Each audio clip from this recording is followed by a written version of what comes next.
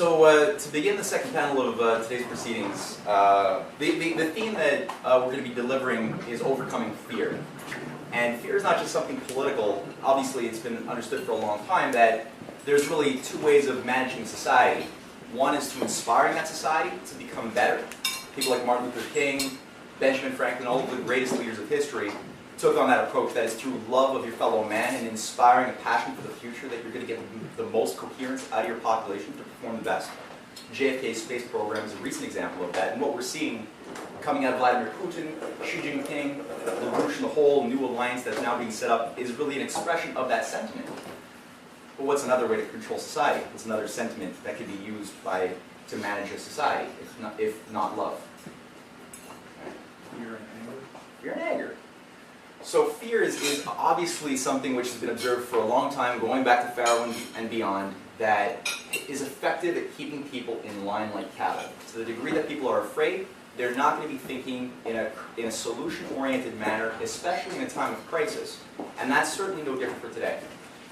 People often think that science is out of the purview of political agendas. Science is pure, right? We get this a lot when we're organizing astronauts, people look up the scientific community who say, oh, I like truth, but I don't like politics. I want to just do my science. And little do they realize that that's the most political place in the world. Because there's a battle over science. Who controls the interpretations of scientific facts? Right? Because the science, whatever science you have will be able to be perverted to justify the expansion of an evil structure of empire.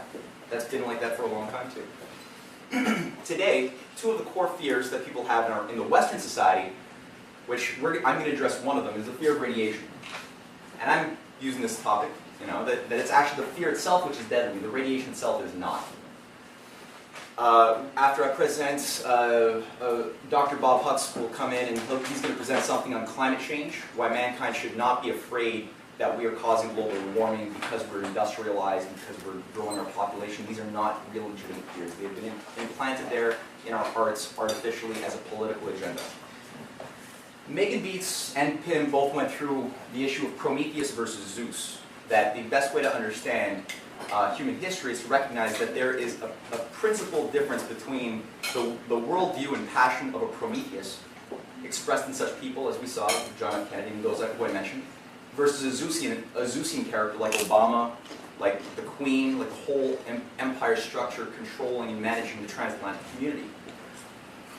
One other way to put this, to think about this in another clear way, is one represents a closed system, a system that assumes that whatever resources exist at a given time are finite, that the system as a whole that you want to manage is a closed, finite system, and the role of the governing class is really to keep things in line, to get people to fight over diminishing returns of resources. Because obviously, the more you grow, like Megan said, the Earth is finite. The more a population grows, the more resources it uses, the more tension builds up, and the more conflicts can be triggered artificially, over water, over oil, over whatever. An opposing view is that, no, actually, maybe resources are something that are, like Megan also made a point. She said resources are actually created. That things that we today call a resource 1,000 years ago were not resources.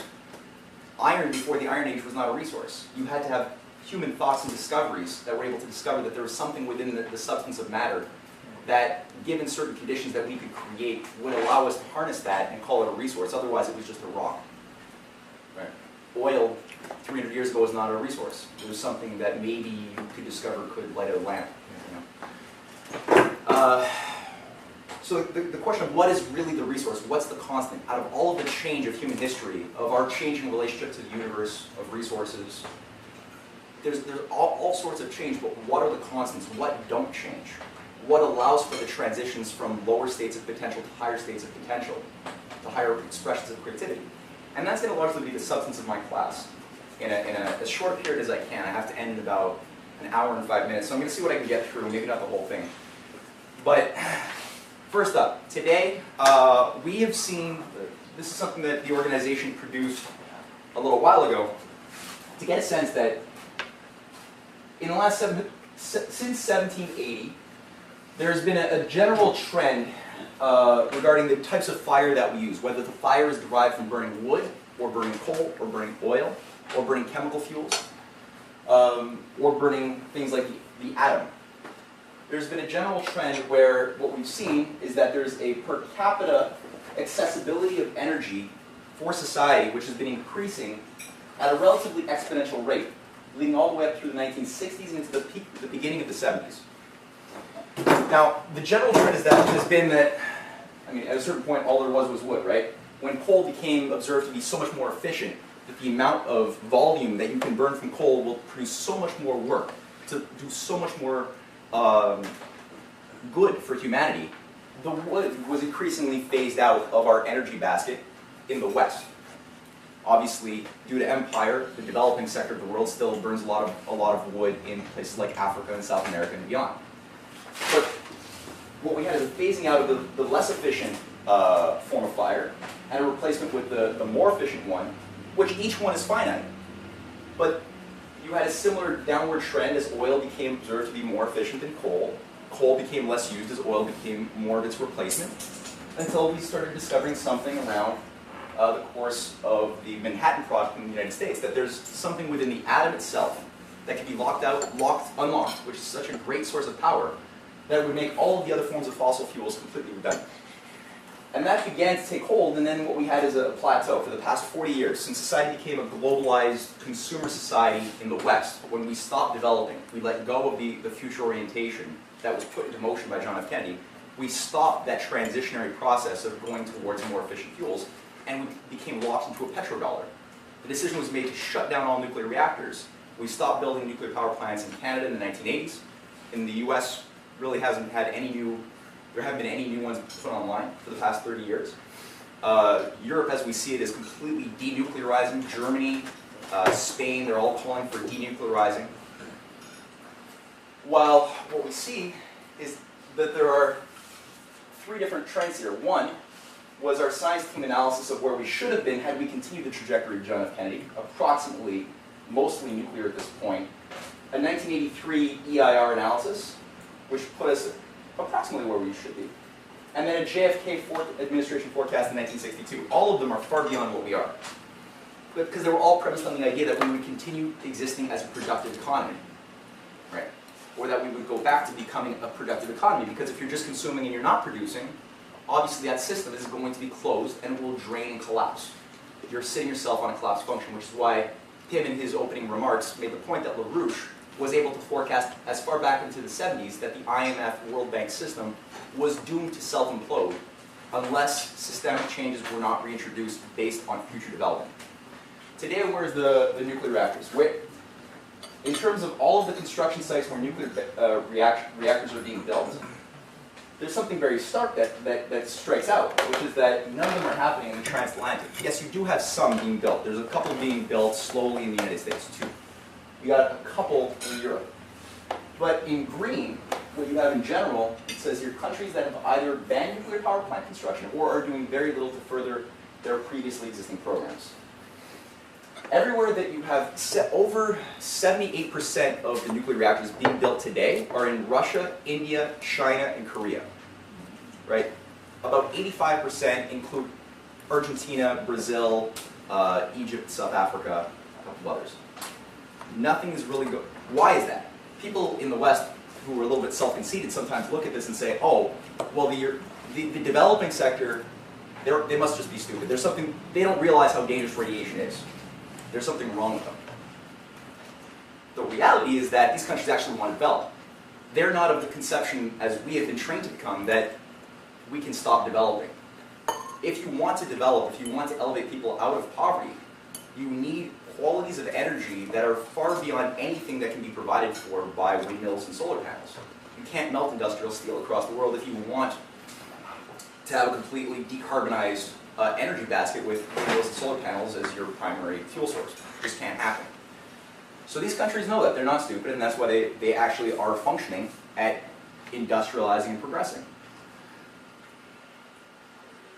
But this fear of radiation, which has been at the heart of getting society to consent to the shutdown of our nuclear orientation that we once had, this came out of a fear. People say it was democratic. People don't want this. Canadians don't want nuclear power. Well, is that they don't want this, or was that emotion put there through a lot of shock therapy and subterfuge in the media over years? Well, First of all, most people don't even know what radiation is. Obviously, people have seen this image before, right? This is something new that we've recently understood as being what is known in things that, different types of light. Now, obviously, you know, the part of the light spectrum here, which is visible, is very small, maybe 1 octave of frequency, of things that we could see. All the light that you encounter that hits your eye and bounces off things that you can sense with your eyeball is a very small amount. Now, over time, it has been discovered that there are portions of invisible energy emitted all the time, all over the place. And when something is invisible and you're told it'll kill you, you can easily become afraid of it. And that's largely why the fear exists, because people can't see it, right? It's just something that's, you know, it's just there. Fukushima, Chernobyl, 3-headed fish from The Simpsons. Like, there's this type of imagery is put in our minds that we don't realize that this is something we can understand and that we can actually empower ourselves to respect the laws of nature more by understanding where these discoveries come from. Who were the Prometheans who gave birth to the discoveries that we now can see represented in this chart from radio frequencies to gamma rays? Because this is the greatest gift for mankind. In what way, and this is a big question, in what way, where do they come from? Do they come from external sources, internal sources? What causes these radiations to emit? Has anybody seen this image before, these 4 objects? Yeah? Do you know what they are? What are we looking at? The different rays, right? They're different rays? But of what are they looking at 4 different things? Are they looking at a single galaxy? It's a nebula. Crab Nebula. Yeah, Crab Nebula. You're looking at one thing. Yeah, this is the Crab Nebula. Now, the Crab Nebula is something which appeared maybe 1,000 years ago that Chinese astronomers observed just being, you know, in its creation. And in recent years, we've discovered that when you put different filters on your telescopes, this is what your telescope sees. But in the radio frequencies, it's giving off a very different image. In infrared, it's giving off another image.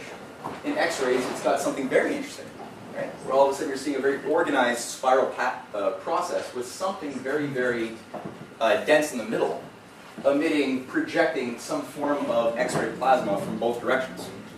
But you wouldn't get that if you were just looking at what your eyes could pick up. So obviously, this is something which is emitting mass amounts of gamma rays, X-rays, radio waves, all the time, flooding into all parts of our solar system. And if you, just look at what exactly is the Earth and what is our solar system, it's a densely saturated zone of radiation of all frequencies of the spectrums at different intervals, constantly moving through the galaxy, the solar system, and the other galaxies that are also having an effect on our galaxy.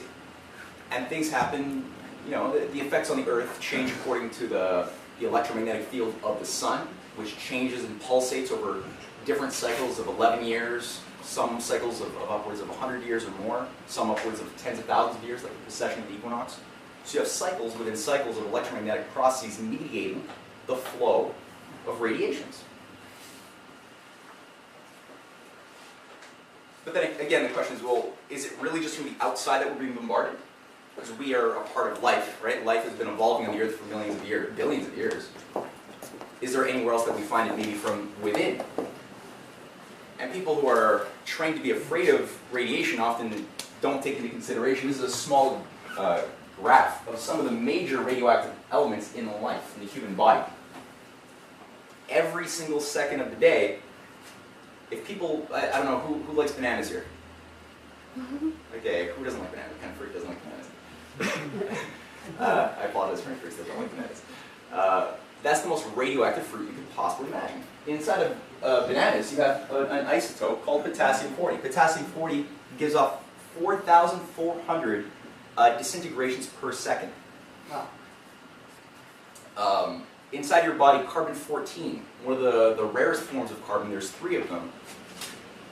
So one of the rarest forms of carbon is also very radioactive. It gives off beta and alpha decays, and there's 3,000 occurring in your body at every second. Then you have rubidium, and others that are not even on this list that are constantly occurring over the course of a day, there's billions of radioactive decays inside of the human body. And what's been discovered is that for animals that were fed, like in the 50s, there were all of these studies done when this was observed, that there was something called hormosis, that for animals that had the radioactive isotope taken out of the food that they were eating, like mice that would have different potassium isotopes removed artificially from the food, so that the food would have the same molecular structure, they would eat it, but their cells would look like cells, their cells wouldn't change, but they would stop working. The animals would actually get sick until the radiation, the normal radiation, was permitted to go back into their food, and then their cells would start working again. But wait, it's all food that has it, or like what was the big All word? food has it in different degrees. Some food, like fruits especially, have a lot of it. Frankly, even meats have it. And another thing too is people who go to hot springs, right? I was watching a documentary, and I was going through all of these hippies that were fighting their whole lives to shut down nuclear energy. And one of them had a bit of a wake-up call when they were starting to research, well, what is this nuclear energy that I'm trying to fight so hard to shut down? And they went to see their friends who were hanging out in this Arizona hot spring, and they're like, wait a minute, there's more radiation here than there is in a nuclear reactor in this hot spring, because it's all full of radium. And they're like, yeah, man, but it's natural.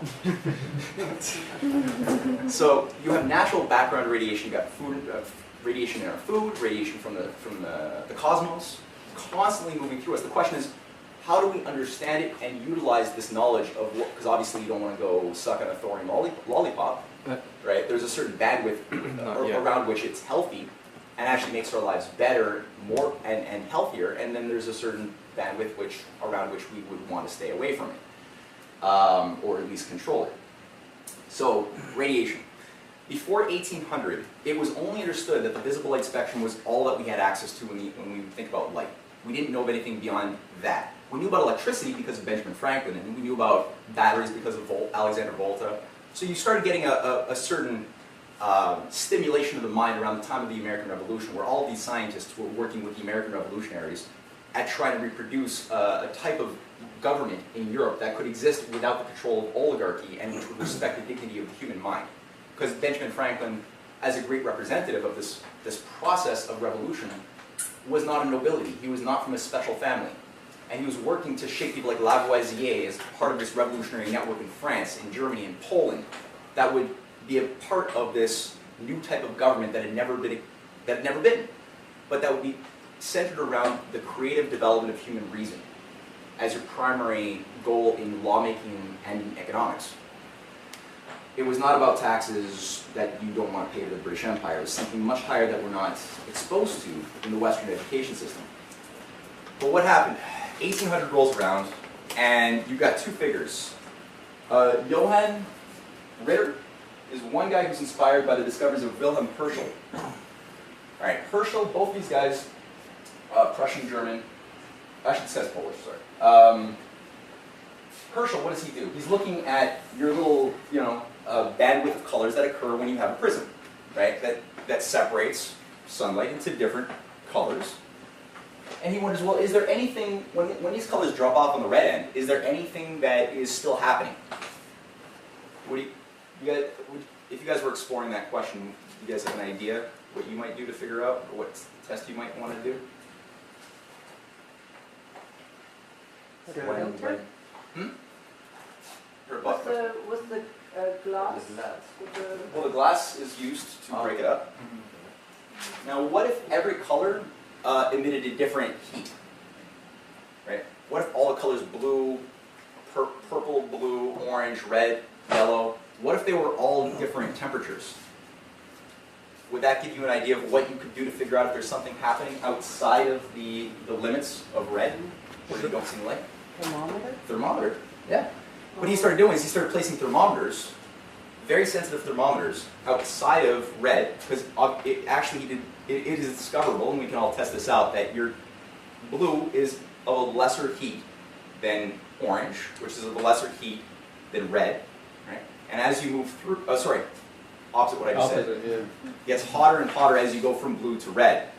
And he decided, well, what if I start putting thermometers outside of the spectrum? What happens? And he was very surprised to find that it was getting hotter and hotter and hotter, even though there was no light hitting those thermometers.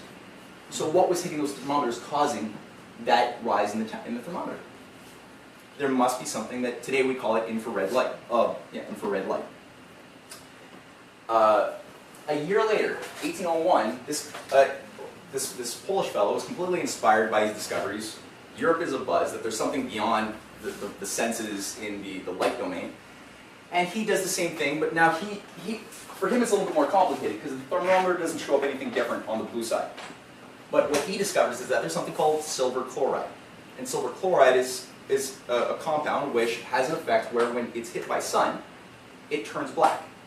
And if the intensity of the sun is very, very harsh, like for example, if you're dealing with a hotter temperature, like, If you're dealing with the blue temperatures, it turns black very quickly. If you're dealing with the red temperatures, it turns black very slowly.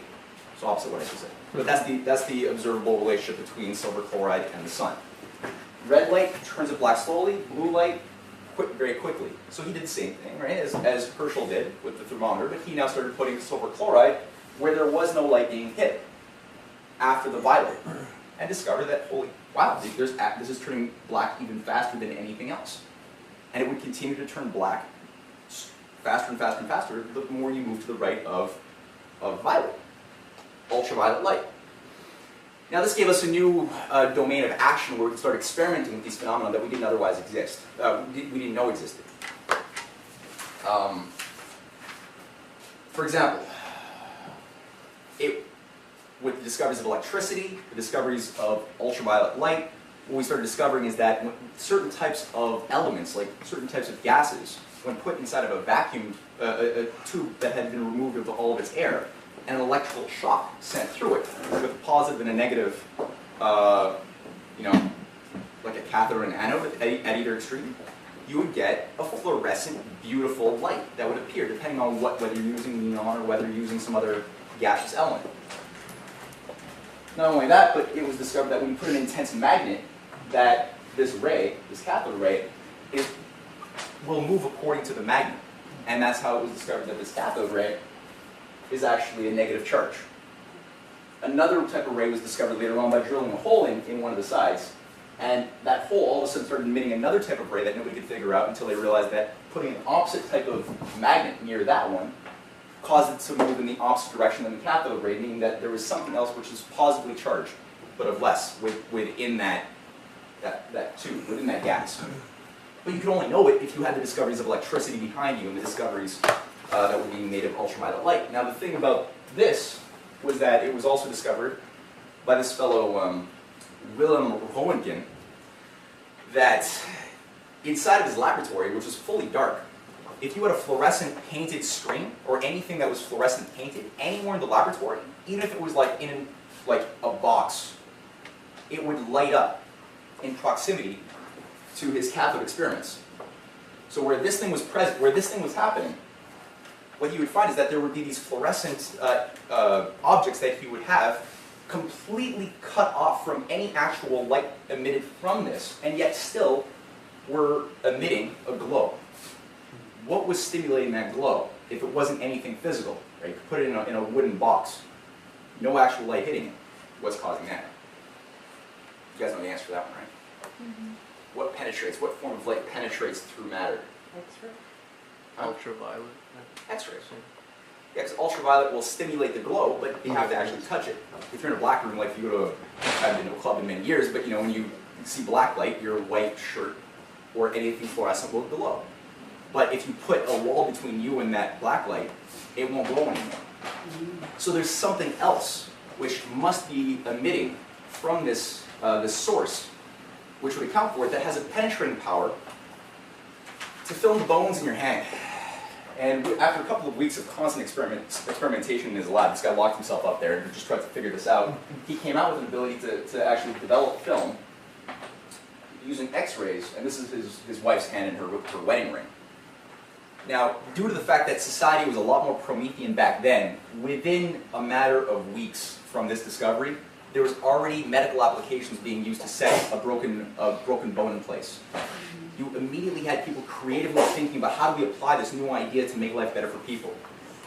right? See, that's somewhat different from the type of philosophy we have governing the world today, where amazing breakthroughs have been made already on space technology and fusion and other things.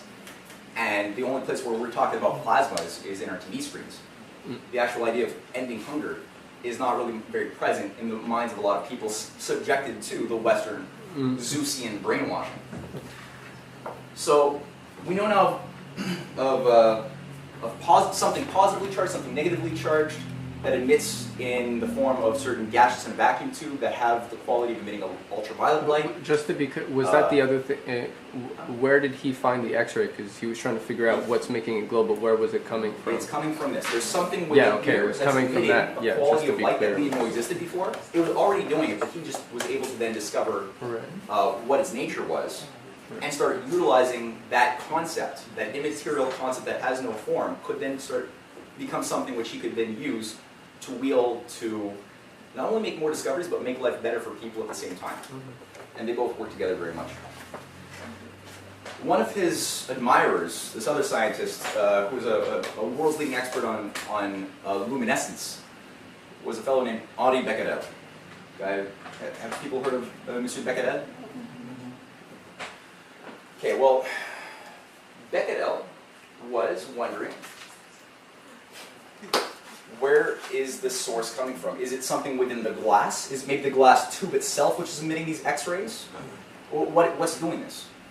And that was what he was looking at. He thought it was the glass itself that was being stimulated by the electric current that was causing these X-rays to emit. It wasn't.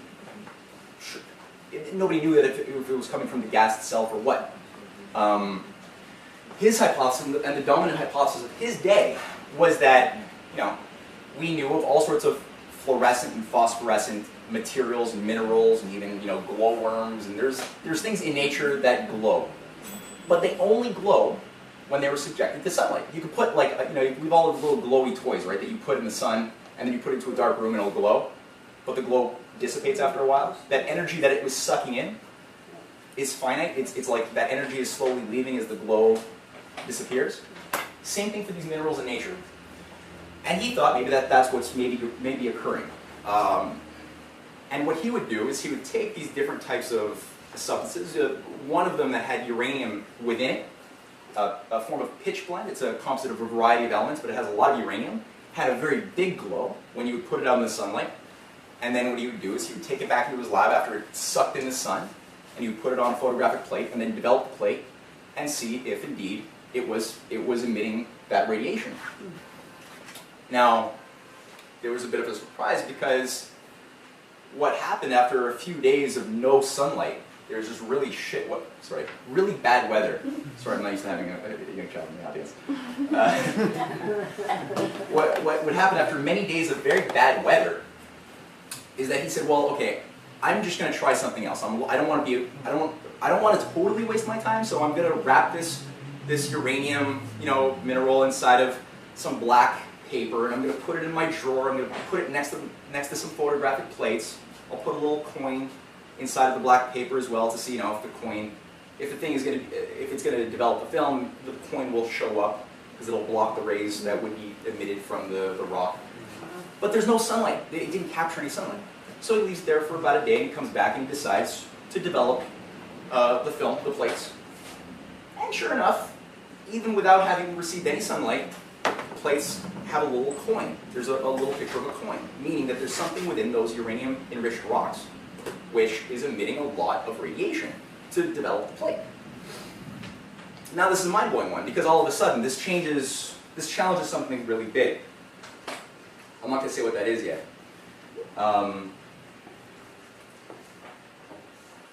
Because this means that there's something, it's not like you have energy from the universe being collected into an object and being released. Because that's what people thought, which was the basis of all science, was conservation of energy. There's a finite amount of energy in the universe. There's nothing more that can be created and nothing more that can be destroyed. All of the energy is just moving from place to place. Well, this is a bit different all of a sudden, because if this energy is not being collected from the sun and then being released, it means that there's a lot of energy somehow within the material, the matter itself, being generated from within it. Where did that energy come from? Right? Our very idea of matter is all of a sudden getting very, very messy.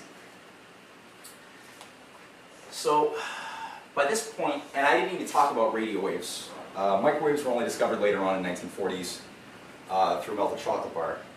But our idea of reality is expanding quite a bit by this point.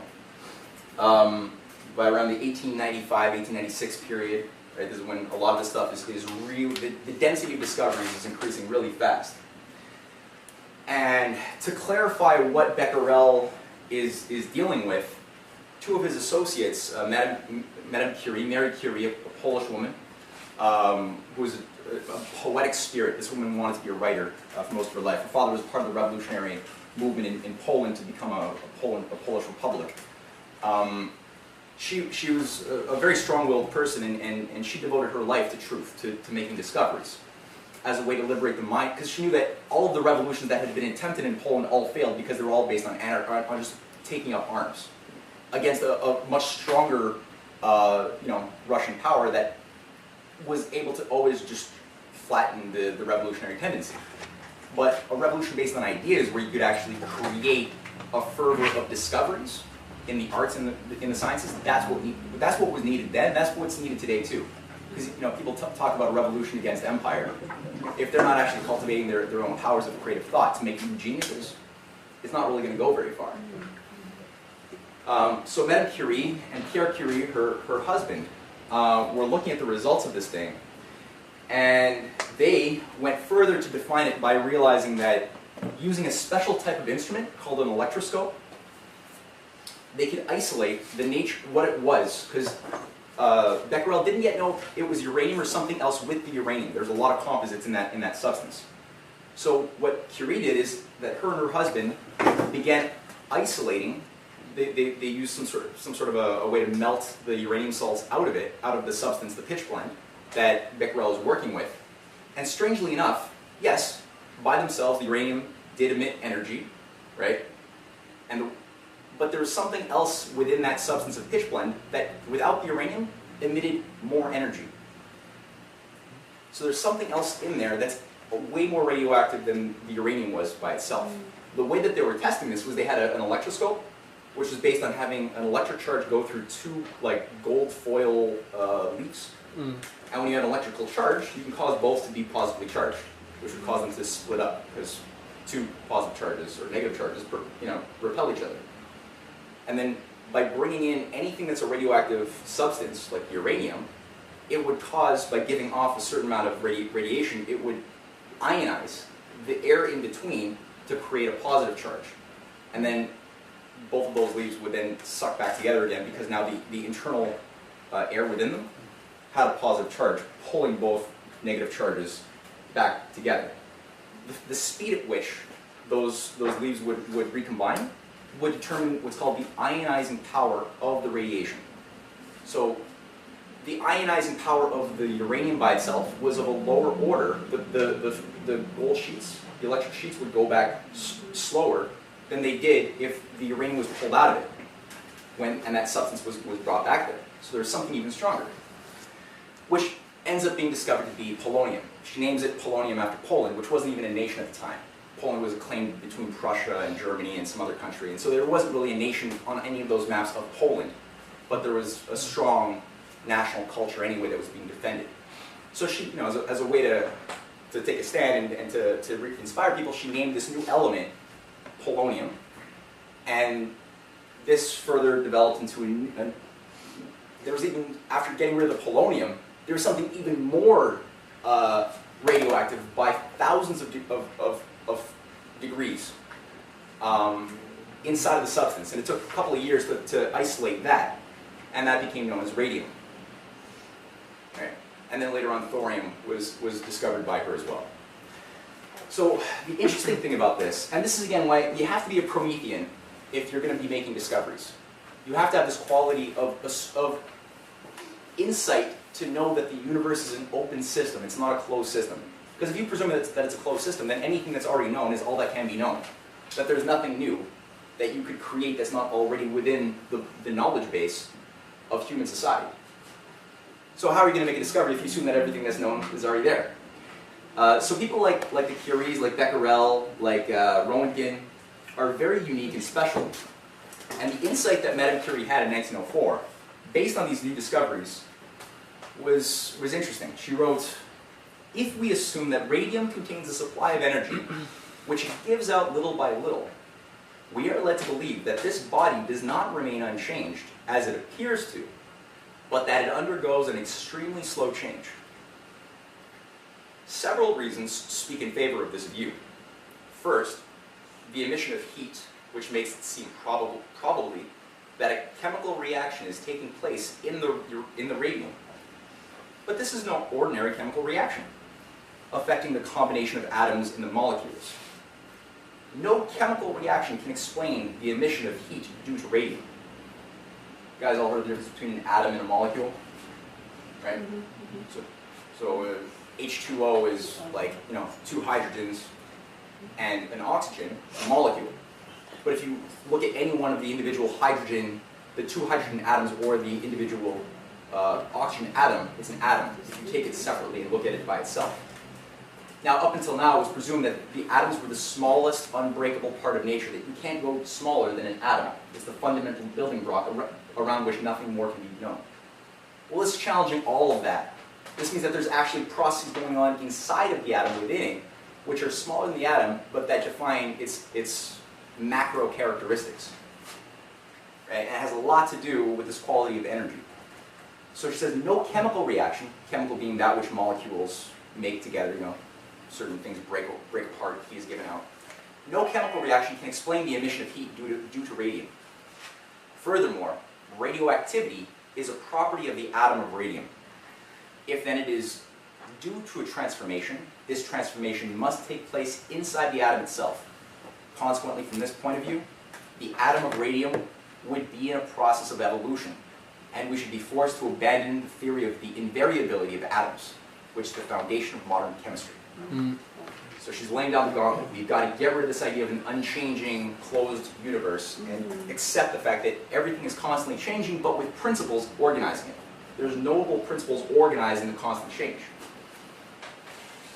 Now, this is a bit of a shockwave for two reasons. On the one hand, because this means that what we thought we knew about the periodic table of elements, right, the atoms that exist in discoverable nature, at least the 92 naturally occurring ones, and then the ones that we later on discovered that we can create with this knowledge, that no longer are these can't be seen as just these fixed particles of nature. They're constantly in a state of transformation, becoming something other than what they are at a given moment. Not only that, but her discoveries with her husband, they also prove that Mendeleev was right. You guys heard of Dmitry Mendeleev? Okay. What's brilliant about Mendeleev's discovery, which was only confirmed because of Curie and because of these fellow discoverers with her, or primarily her, is that he wasn't seen as a crazy old man anymore, because in his system, something like 12 or 14 of the elements that we currently know, like we know that there's 92, he only knew of about 66 elements in 1865 when he made his discovery. And yet, his discovery was based on the periodicity that we today know. He said, if you look at the original charts of Mendeleev's graph, of how he discovered the ordering principle of what unifies everything, there's about 14 empty spots. And in those 14 empty spots, he says there will be discovered something there that we don't yet know, which will have this atomic weight. It'll have these properties. It'll combine with these other elements. Right? Of course he's crazy. Naturally, how can you possibly know that? There's no, So he was actually not treated with a lot of respect in his day. And it was only when, indeed, radium, polonium, thorium were discovered years later that it was confirmed that his method of thinking was superior than all of the other scientists in the world who were looking at it in a completely different, closed way. Right? He was able to forecast the future. He didn't have a crystal ball, but he was able to forecast the future.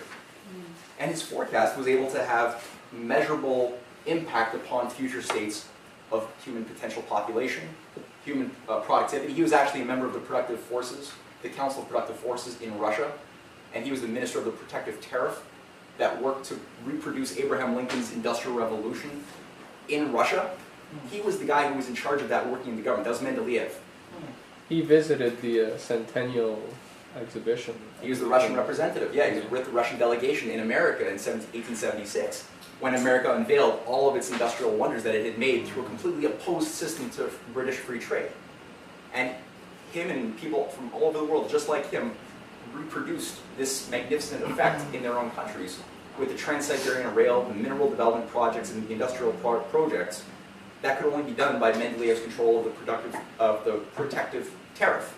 That you would have a tax to protect your local Russian farmers and Russian industrialists so that the British Empire couldn't flood your country with cheap crap made from India that was also kept subjected to British free trade policies by producing opium. So it was all part of a network of evil that people finally woke up to, and these scientists were all on the forefront of the battle against the evil. Mm-hmm. Now, not only that, but within a very short period of time, and I skipped gamma rays being discovered, because in the course of the radiation, it was discovered that there's certain types of radiation that can be blocked very easily with even your skin, with one sheet of paper, and other types of radiation would penetrate beyond your hand, beyond many sheets of paper, and could only be blocked after a sustained period of, like, let's say you put a lot of aluminum foil together, walls, that would finally would dissipate and stop penetrating. Right? And then what was discovered is that the one that had more penetrating power also had a negative charge. This became called beta decay. The type of things that, the 40,000 of those things that happen in your body every second of the day because of bananas and other fruits. Beta, negatively charged radiations, particles being emitted from anything radioactive. The alpha ones were positive charged. So the ones that were stopped simply by your skin had a positive charge, and they were called alpha decay. So you have alpha, you've got beta, alpha positive, beta negative. Beta has more penetrating power. But there was still another type of radiation that didn't have a positive or a negative charge to it, that was discoverable at least. And that became known as gamma rays, being emitted from thorium or radium or uranium. And those can only be blocked with like lead or even cement. Those who had the maximum penetrating power, they would just go through anything. Which is why, again, gamma rays are not the type of thing you want to necessarily bask in unnecessarily, but even those within certain minimal limits are good for your health. So we're not going to turn into the Hulk if we're exposed to gamma radiation. If you want to volunteer, you can.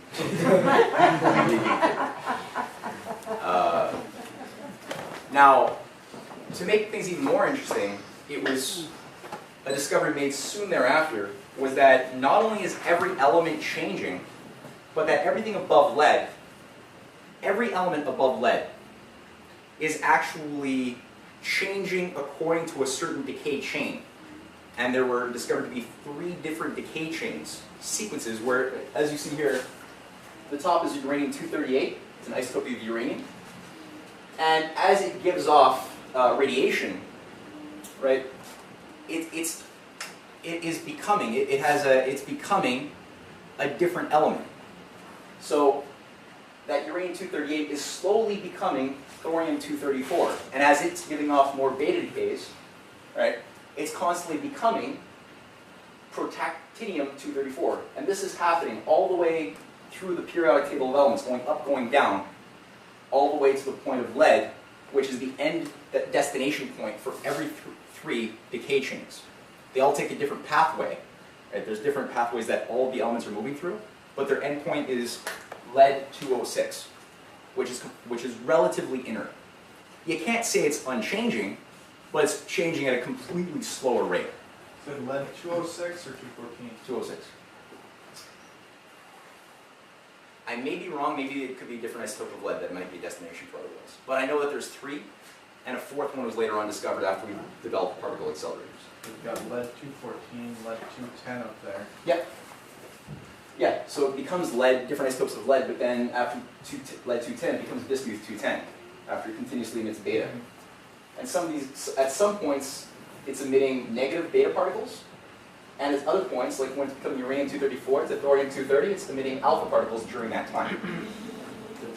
And everything, what you see here are the times of their half-lives, how long it takes half of that atom to become something other than what it is.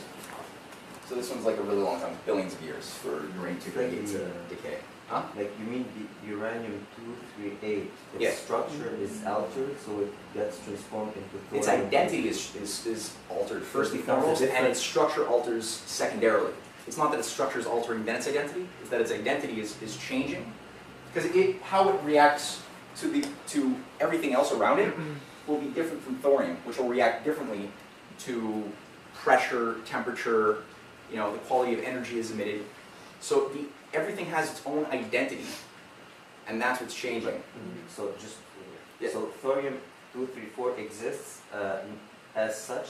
I mean, it's not the uranium-238 that is the how can I say that? Does it derive from uranium-238, Yeah. or it exists It already in a? No, everything. Well, that's the thing. We still have to discover some of these things, right? We don't know what comes first. I mean, what came before uranium-238, right? There's certain questions that this opens up. It's just that when you observe that there are these evolutionary pathways, it allows your mind to then ask newer, better questions. Okay, so it exists separately in nature without uranium's alteration. I think this is the effect of that, but I think that that's probably the effect of something else too. We would probably have to discover like what's actually going on, the processes inside the Earth. Well, you have to discover the nature of the fusion process itself, the fission-fusion process, because we know how atoms change. Megan touched on this a little bit in her presentation, which is there's something called fission, right? We're just scratching the surface. This is all brand new knowledge from the last century. We don't know about most of this. But we have something called fission, where you can, start with uranium-235 in this case, and when one neutron hits it, it can set a chain reaction into motion where new neutrons are being emitted to go into other uranium atoms, that as this is happening, and as these are breaking up, like this uranium becomes Ba and Kr, what is that, krypton and barium? Yeah, there. And then 3 neutrons. And then those 3 neutrons can then go and stimulate similar reactions in uranium-235 isotopes around them. And that type of chain reaction is something which emits a lot of energy, a lot of heat. So much heat that, people like real scientists like Frederick Soddy, who was working in Montreal in this period and made some really great discoveries, made the observation way before commercial atomic reactors were ever put online, decades before that. He made the point that the unlimited ascent to knowledge, and through knowledge to physical power and dominion over nature. Oh, sorry, radium represents. Radium represents the unlimited ascent to knowledge, and through knowledge to physical power and dominion over nature. Radium has taught us that there is no limit to the amount of energy in the world available to support life. Right, so you already have humanists who are creative, who are seeing the goodness that could be now represented by this new amazing breakthrough in our understanding of how matter becomes energy. Because what you're dealing with in this process is literally matter and energy being not something which is two different concepts. They're very much interconnected. And there's a lot of energy in every little particle of matter, more than could exist in thousands of barrels of oil, if you harnessed it properly. The other obvious effect is, of nuclear forces involves fusion. Right? So instead of you looking at the heavier elements at the bottom of the periodic table, you can look at the lighter ones at the top.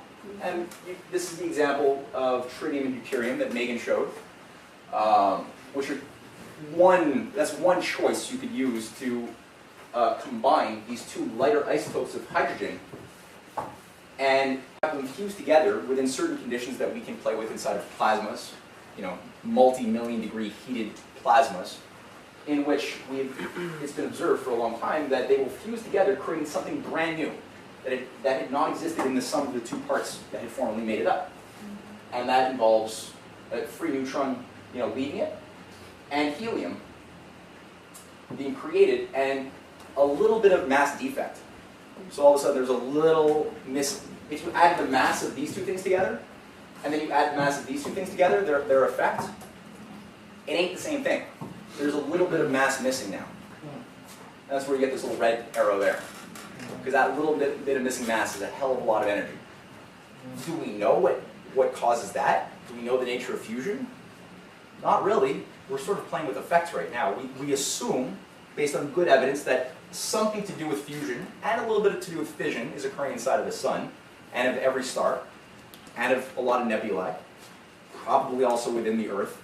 There's probably a lot of radiation actually within the depths of the Earth, below the deepest penetration that we've ever made as human beings, which has only been like 14 kilometers down. But there's enough evidence to show that there's a lot of radiation down there, which causes a lot of the background radiation, because if you take a Geiger counter to any part of the Earth, like I was talking to my mother and my aunt a little earlier, there's a beach in Brazil. You take a Geiger counter there, it's like 10 times more than Fukushima. And people, it's a renowned, famous beach where people will go there for generations to just lay in the sand, and it cures arthritis. Longevity is increased. Cancer is, a minimal issue. It's not really anything comparable to any other part of the world. So you have natural background radiation. Sand and bring it here. That's actually you could buy Brazilian sand online, and maybe we could increase our fundraising by. Yeah, we got a guy in Brazil, and he can take care of you. Well, both bananas at our table deployments now. So again, these are just things that we're beginning to know. Are they organized in the behavior of the periodic table of elements as a whole? What's going on below lead for the 82 elements below lead? What's happening there? Some of them are radioactive, but what's the nature of the what other processes? I mean, we know that there's something called antimatter, matter-antimatter. We know of its existence. We know what role it plays in the organization of the periodic table. And your question? Not yet, but it'll probably answer, a further exploration of these things will answer a lot of questions, like where do the elements on different planets come from, right? Why do certain suns emit some elements and some spectrums of the radioactive frequency more than other suns? Sorry, this one. Yeah. Is it to say that the uranium-238 is the most radioactive and the lead-206 is the least radioactive? I mean, lead-206 is not radioactive. It's not. This is not that radioactive either, though. Some are more and some are less. Okay. Usually things that have very long half-lives are not that radioactive. Things that have short half-lives, like uranium-234 to 24 days. Oh, so it's not by radioactive. Yeah, if the half-life is very short, it means it's very radioactive. So protract, I mean, it breaks down quickly. Yeah. And that means it releases a lot of either beta or alpha rays.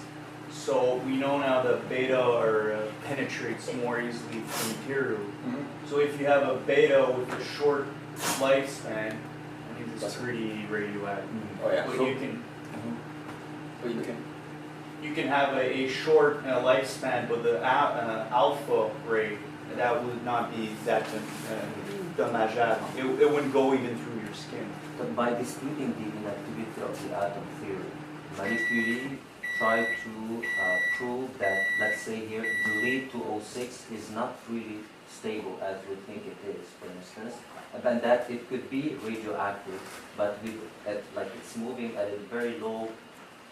She didn't believe that there was anything non-changing, and she knew that her discovery was a good presentation of evidence that everything is changing, but sometimes at rates that are beyond our current ability to measure it, right? That's all. Whether she even knew about lead-206 at that time, I don't even think so, because I don't think isotopes were very well understood. We were only beginning to get a sense, like today we know that there's 92 elements on the periodic table. We know there's a little bit more that humans have created, called transuranics, but there's 3,000 isotopes. Every single element has 2 to 10 isotopes. We mentioned carbon-14, right?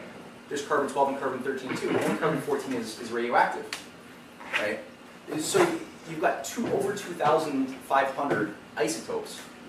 We only have use for maybe 300 of them with our current modern technology that we're at right now at this level of society. We've only found use for a small portion of them. We figure as we expand out into the universe, into the solar system, and as we start harnessing more control of plasmas and fusion power, we're going to probably find many more uses for things like helium-3, which today we have no use for, really. without the discovery of fusion power, helium-3 doesn't play much of a role. It has no value. It's only with the discovery of fusion that helium-3 its value increases and other values of other elements decrease. You can see why geopoliticians would hate this. Because they want to control the values that exist now with resources that exist now, not things that they don't control yet. Yep. Wouldn't that be like going from wood to coal to petroleum? Exactly, yeah. It's, That's the exactly value is, Exactly. The values are constantly changing of the things, so the only thing which has constant value is the power of the creative mind to always make discoveries. And we have to have faith that in a million years, human children that are living in a world that's beyond our imagination will still have certain constant qualities that we share in common with them, and that we're shared in common with the kids of ancient Persia, that we can all develop our powers of creative thought and translate that back to making life better for people that come after us. Right? And people, like, if you read the writings of anybody who is worth anything, in terms of Martin Luther King or anybody who actually died for a principled good, they all had that common faith, regardless of what religion or culture they're from.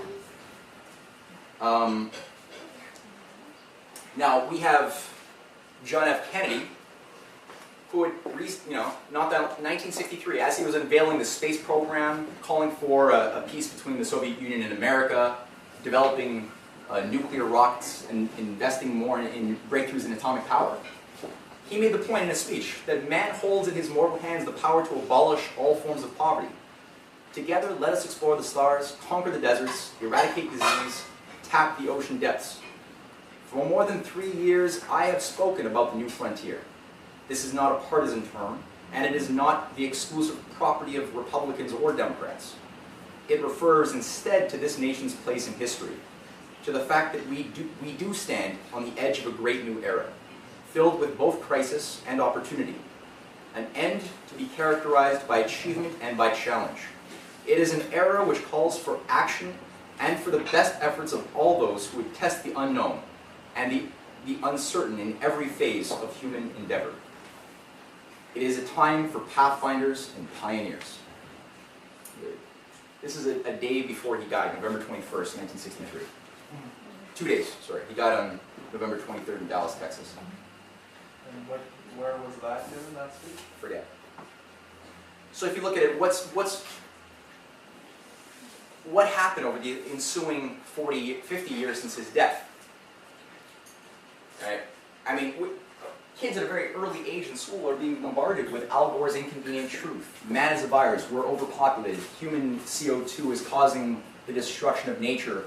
Nuclear power is the cause of our problems. That's Mr. Burns's are controlling all the nuclear reactors. They want to, run the world. And they're given a self-image of man as an animal, as worse than an animal, as a virus that is unbecoming of any creative person. You cannot solve problems facing humanity if you have the self-identity of man as a scum of the earth that can only pollute, and that people often say that babies are pollution machines. Why do you want to have babies? Right? It's terrible. And kids again are given a lot of propaganda. And this is 50 years now into this idea that green is the new religion. But little do they know that the solutions of decarbonizing the world the way COP21 calls for, or bringing windmills and solar panels to Africa, are actually colonial programs to destroy these countries' ability to ever become industrial, modern countries. So it is actually a cover for a new form of genocide. And most people, if they understood that, they would reject it. So it's really a question of understanding, to be able to wield, I'm not going to read that, to be able to read into the human condition well enough so that we could get people to laugh at what they're afraid of, to realize that radiation is not to be afraid of. Overpopulation, it's not to be afraid of. Empires and stupidity, that's to be afraid of, but we could do something about that. And ultimately, when you do start getting into, and this is why we have a lot of documentation that I would encourage everyone here to, put down a contribution towards a subscription to our science magazine or our intelligence publications, which goes through an understanding of what it is that we are now facing with this new extermination of mankind that the British monarchy, the forces of the British Empire that control Wall Street, and the forces in Saudi Arabia, they're all committed to doing, using this veneer of a green global government. And in understanding the evil, and understanding what the evil is afraid of, we're going to be in a very good situation to accept the offers that Vladimir Putin, that Xi Jinping, and that other actual real humanist warriors have presented to us now to work with, so that we can tap into the new Silk Road, into the new paradigm of development, which is awakening as we speak. So that's the end of my presentation. Bob should be here soon.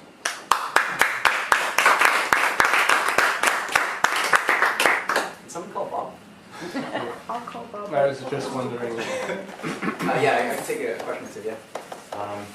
Earlier, when you were talking about Marie Curie, you said something important when at the end she was disputing the invariability of the atom theory. So you said that you know, everything, well, let's say here the atom has a certain, like inside that there's a certain action, but that we cannot understand because it's evolving very, very, very slowly, right?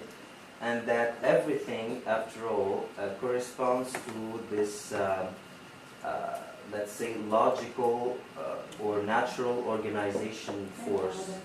You use the term that I like, but what was it, like, tout répond à une certaine logique d'organisation. An organizing principle, like, an exactly. intelligible organizing principle. Exactly. So, in this respect, saying that humans' activity did not really destroy the planet and the technology of man doesn't have any negative influence on this planet and even perhaps on the solar system, would seem to me in this respect, you know, something that, well, disputable, let's say, because if every movement we do and every action we make has certain consequences, so in this respect seems to me a little bit exaggerated to say that what man is doing in this planet doesn't have any repercussions either in this planet or in the universe. Well, maybe there's a bit of confusion there. Well, here, look, I think there's maybe a bit of miscommunication because I didn't say that we couldn't destroy the Earth. I never said that. We can have nuclear war, we can cut forests, we can do a lot of damage. I'm not saying that. I'm not even saying that we can't affect climate because if you cut a desert, if you cut a forest or you green a desert, you're going to affect climate, for good or for bad. The question is, and this is the big question which Bob is going to get into, what type of attitude and method of thinking should we be able to discover, to adopt, in order to know that the changes that we're going to be making are going to have as beneficial of effect as possible without any guarantees. Because you can never have a formula that tells you you won't mess up. That'll never happen. So the question is, how do we develop an insight into what direction the universe is already moving in, such that we can take it and make it more efficient? Let me give you an example. I said that there's 92 elements occurring in nature, right? Okay, what about the other elements that are on the periodic table that don't occur in nature? Where did they come from?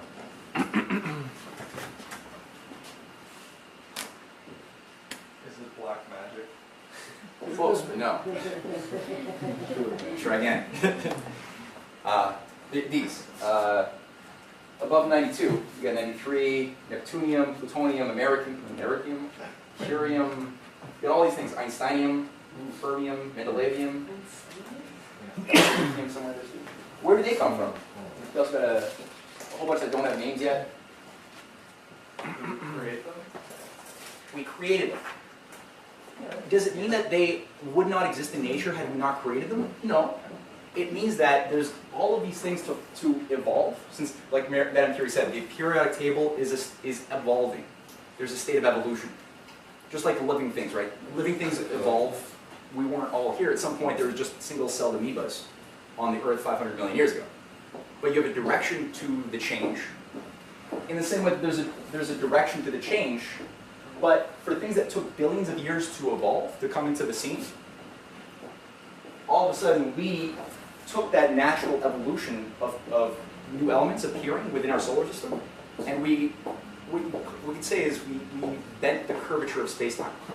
We condensed time based on the mind, but not the mind's ignorance. We based it only on the mind. We could bend the time based on the mind's knowledge. Society in the West, when we stopped developing, we let go of the future orientation that was put into motion by John F. Kennedy. We stopped that transitionary process of going towards more efficient fuels, and we became locked into a petrodollar.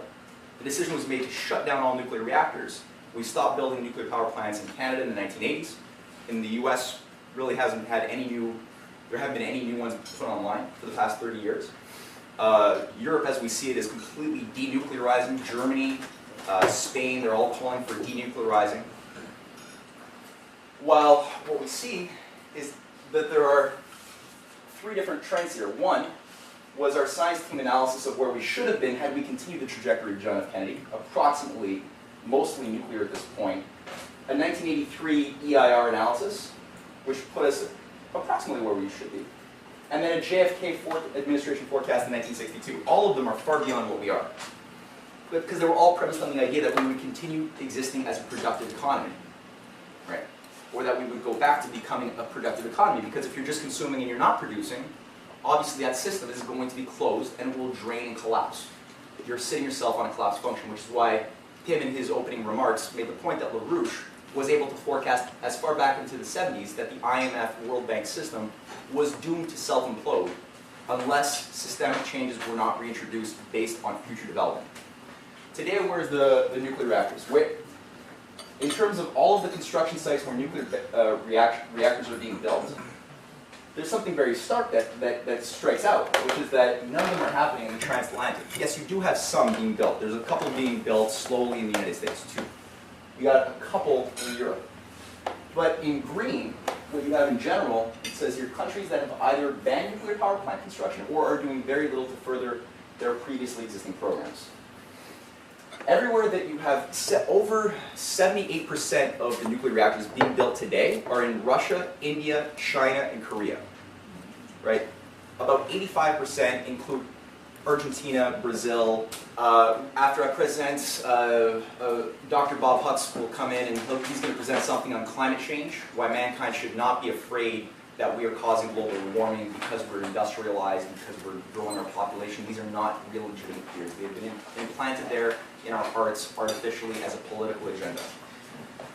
Megan Beats and Pim both went through the issue of Prometheus versus Zeus, that the best way to understand human history is to recognize that there is a principal difference between the worldview and passion of a Prometheus, expressed in such people as we saw, John F. Kennedy and those who I mentioned, versus a Zeusian character like Obama, like the Queen, like the whole empire structure controlling and managing the transatlantic community. One other way to put this, to think about this in another clear way, is one represents a closed system, a system that assumes that whatever resources exist at a given time are finite, that the system as a whole that you want to manage is a closed, finite system, and the role of the governing class is really to keep things in line, to get people to fight over diminishing returns of resources. Because obviously, the more you grow, like Megan said, the Earth is finite. The more a population grows, the more resources it uses, the more tension builds up, and the more conflicts can be triggered artificially, over water, over oil, over whatever. An opposing view is that, no, actually, maybe resources are something that are, like Megan also made a point. She said, resources are actually created. That things that we today call a resource 1,000 years ago were not resources. Iron before the Iron Age was not a resource. You had to have human thoughts and discoveries that were able to discover that there was something within the substance of matter that, given certain conditions that we could create, would allow us to harness that and call it a resource. Otherwise, it was just a rock. Right. Oil 300 years ago was not a resource. It was something that maybe you could discover could light a lamp. You know? So the question of what is really the resource, what's the constant, out of all of the change of human history, of our changing relationship to the universe, of resources, there's all sorts of change. Egypt, South Africa, a couple of others. Nothing is really good. Why is that? People in the West who are a little bit self-conceited sometimes look at this and say, oh, well, the developing sector, they must just be stupid. There's something, they don't realize how dangerous radiation is. There's something wrong with them. The reality is that these countries actually want to develop. They're not of the conception, as we have been trained to become, that we can stop developing. If you want to develop, if you want to elevate people out of poverty, you need qualities of energy that are far beyond anything that can be provided for by windmills and solar panels. You can't melt industrial steel across the world if you want to have a completely decarbonized energy basket with windmills and solar panels as your primary fuel source. It just can't happen. So these countries know that. They're not stupid, and that's why they actually are functioning at industrializing and progressing. But this fear of radiation, which has been at the heart of getting society to consent to the shutdown of our nuclear orientation that we once had, this came out of a fear. People say it was democratic. People don't want this. Canadians don't want nuclear power. Well, is that they don't want this, or was that emotion put there through a lot of shock therapy and subterfuge in the media over years? Well, first of all, most people don't even know what radiation is. Obviously, people have seen this image before, right? This is something new that we've recently understood as being what is known in things that, different types of light. Now, obviously, you know, the part of the light spectrum here, which is visible, is very small, maybe 1 octave of frequency, of things that we could see. All the light that you encounter that hits your eye and bounces off things that you can sense with your eyeball is a very small amount. Now, over time, it has been discovered that there are portions of invisible energy emitted all the time, all over the place. And when something is invisible and you're told it'll kill you, what are the constants? What don't change? What allows for the transitions from lower states of potential to higher states of potential, to higher expressions of creativity? And that's going to largely be the substance of my class. In as short a period as I can. I have to end in about an hour and 5 minutes, so I'm going to see what I can get through, maybe not the whole thing. But first up, today we have seen, this is something that the organization produced a little while ago, to get a sense that in the last since 1780, there's been a general trend regarding the types of fire that we use, whether the fire is derived from burning wood, or burning coal, or burning oil, or burning chemical fuels, or burning things like the atom. There's been a general trend where what we've seen is that there's a per capita accessibility of energy for society which has been increasing at a relatively exponential rate, leading all the way up through the 1960s and into the beginning of the 70s. Now, the general trend has been that, I mean, at a certain point, all there was wood, right? When coal became observed to be so much more efficient, that the amount of volume that you can burn from coal will produce so much more work, to do so much more good for humanity, the wood was increasingly phased out of our energy basket in the West. Obviously, due to empire, the developing sector of the world still burns a lot of wood in places like Africa and South America and beyond. But what we had is a phasing out of the less efficient form of fire and a replacement with the more efficient one, which each one is finite. But you had a similar downward trend as oil became observed to be more efficient than coal.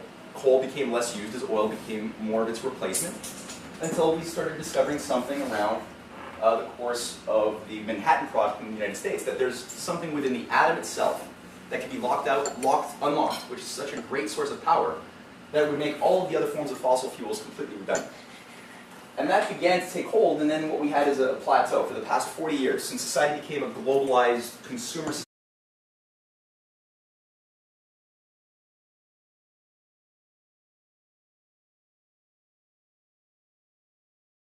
So to begin the second panel of today's proceedings, the theme that we're going to be delivering is overcoming fear. And fear is not just something political. Obviously, it's been understood for a long time that there's really 2 ways of managing society. One is to inspiring that society to become better. People like Martin Luther King, Benjamin Franklin, all of the greatest leaders of history took on that approach, that is through love of your fellow man and inspiring a passion for the future, that you're going to get the most coherence out of your population to perform the best. JFK's space program is a recent example of that, and what we're seeing coming out of Vladimir Putin, Xi Jinping, LaRouche, and the whole new alliance that's now being set up is really an expression of that sentiment. But what's another way to control society? What's another sentiment that could be used to manage a society, if not love? Fear and anger. Fear and anger. So fear is obviously something which has been observed for a long time, going back to Pharaoh and beyond, that is effective at keeping people in line like cattle. To the degree that people are afraid, they're not going to be thinking in a solution-oriented manner, especially in a time of crisis. And that's certainly no different for today. People often think that science is out of the purview of political agendas. Science is pure, right? We get this a lot when we're organizing astronauts, people look up the scientific community who say, oh, I like truth, but I don't like politics. I want to just do my science. And little do they realize that that's the most political place in the world.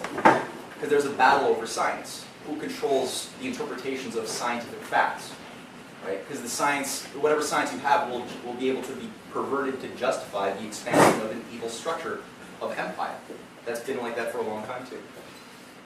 Today, two of the core fears that people have in the Western society, which I'm going to address one of them, is the fear of radiation.